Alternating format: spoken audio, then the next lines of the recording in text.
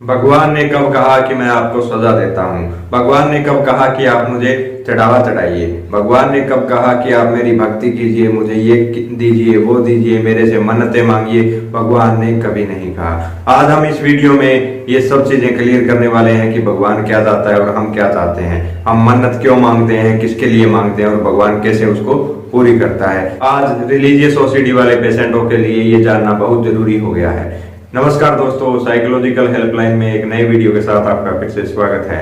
मैं हूं मनोवैज्ञानिक काउंसलर डॉक्टर कपूर सिंह।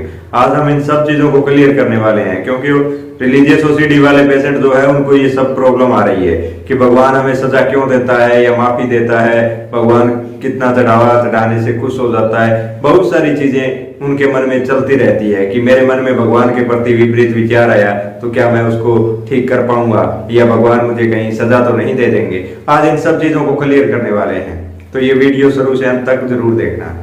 तो हम बात करते हैं कि आज बहुत सारे पेशेंट ये कह रहे हैं ना कि भगवान हमें सजा न दे दे, कि हमसे कोई गलती हो गई है, पाप हो गया है, हम पुण्य नहीं कर पा रहे हैं, पछतावा हो रहा है हमें, कि गिल्टी फील हो रही है कि भगवान के बारे में गलत विचार है। भगवान ने आज तक तो ऐसा किसी को कहा नहीं। कोई भी ये सिद्ध कर दे कि भगवान ने आकर मुझे ये कहा कि मुझे इतना प्रसाद चढ़ा दीजिए, मैं आपका ये काम कर दूंगा। अरे प्रसाद चढ़ाना क्या होता है? एक तरह से रिश्वत देना है। क्या आप प्रसाद चढ़ाकर रिश्वत देकर उनसे काम करवा रहे हो? भ्रष्टाचार में क्या हो रहा है, जैसे हम किसी अफसर को पैसे दे देते हैं तो वो एक तरह का चढ़ावा है। पैसे देने के बाद वो हमारा काम कर देता है, या काम करने के बाद हम उसको पैसे देते हैं कि ये हमारा काम हो जाएगा तो हम आपको ये पैसे दे देंगे। तो वो क्या है? वो भ्रष्टाचार है। क्या आप भगवान के साथ भी भ्रष्टाचार कर रहे हो? भगवान को भी क्या आप रिश्वतखोर बना रहे हो? आप भगवान को भी रिश्वत देकर भगवान की एक तरह से अवहेलना कर रहे हो। भगवान कभी ये नहीं कहता कि मुझे प्रसाद की जरूरत है या चढ़ावे की जरूरत है, क्योंकि भगवान का तो सब कुछ है ना। भगवान ने यदि हमें बनाया है, भगवान सब कुछ करने वाला है, तो भगवान के पास सब कुछ है, उसे देने की क्या जरूरत है? जो आपके पास है, मेरे पास है, वो तो भगवान का ऑटोमेटिक है। वो जब चाहे जिससे ले सकता है, जिसको दे सकता है। सब कहते हैं ना कि उसके ऊपर ही है, उसने हमें बनाया है, वो हमारा पालन पोषण कर रहा है। भगवान की कृपा है तो सबकी कृपा है। यदि भगवान खुश है तो सब खुश है, तो फिर हमें चढ़ावा चढ़ाने की क्या जरूरत है? क्या हम प्रसाद चढ़ाकर, चढ़ावा चढ़ाकर भगवान को खुश कर सकते हैं? नहीं कर सकते। यदि आप अमीर आदमी और कोई भिखारी आकर आपको 100 रुपए का नोट थमा दे तो क्या आपको अच्छा लगेगा? बिल्कुल नहीं लगेगा। वो क्या है, अमीर आदमी जो होगा वो समझेगा मेरा अपमान है। इसी तरह भगवान का भी आप अपमान कर रहे हैं एक तरह से। ये जो भी विचार है व्यक्तिगत है मेरे, क्योंकि काउंसलिंग में ये सब कुछ चलता रहता है। तो आपको यदि मेरी बात अच्छी लगे तो इस वीडियो को जरूर शेयर करना। लेकिन ध्यान से समझने वाली बात है, एक बात और बता रहा हूँ कि भगवान ने कभी किसी को ये नहीं कहा कि मैं आपको सजा दे दूंगा, आप मुझे ये करो वो करो। भगवान कभी नहीं कहता।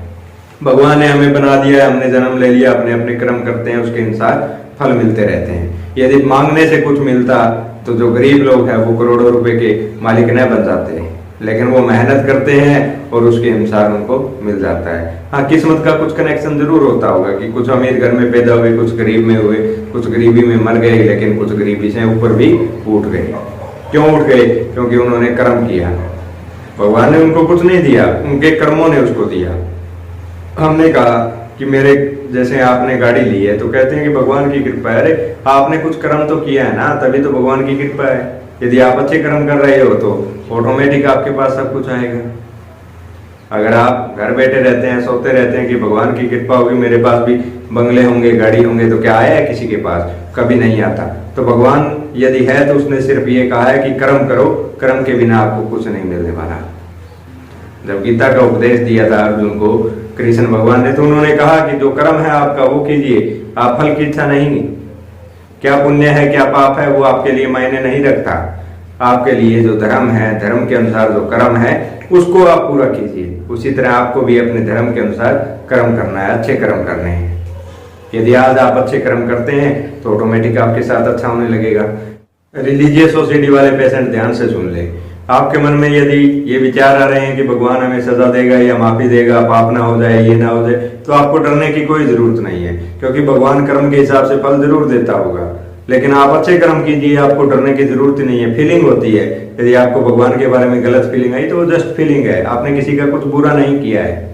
आपको ज्यादा मन्नत मांगने की जरूरत नहीं है, आपको ज्यादा चढ़ावा चढ़ाने की जरूरत नहीं है, प्रसाद चढ़ाने की जरूरत नहीं है, क्योंकि भगवान कभी ये नहीं कहता आके कि मुझे ये दो वो दो, क्योंकि उसके पास तो सब कुछ है। जो हम कर रहे हैं वही तो उसी के हाथ में है ना, वो हमसे करवा रहा है एक तरह से, क्योंकि उसने हमको जन्म दिया है, हमको बनाया है, तो वो हमसे कुछ भी करवा सकता है। तो आपको डरने की जरूरत नहीं है। यदि फिर भी इस तरह के विचार हावी हो रहे हैं आपके ऊपर तो ऑनलाइन काउंसलिंग ले सकते हैं। स्क्रीन पर नंबर दिखाई दे रहा है, बिना झिझक के आज ही आप हमसे संपर्क कीजिए। बस 21 दिनों में मात्र आप ठीक हो सकते हैं यदि आप पर ये विचार हावी हो रहे हैं। तो लीजिए, ओसीडी को अलविदा कहने का वक्त आ गया है। यदि किसी भी तरह की OCD, depression, anxiety, stress, phobia, कुछ भी आपको प्रॉब्लम है तो भी आप ऑनलाइन काउंसलिंग ले सकते हैं। धन्यवाद दोस्तों, वीडियो देखें, शेयर करें और चैनल को सब्सक्राइब जरूर कर लें ताकि अपडेटेड वीडियो आपके पास आते रहें।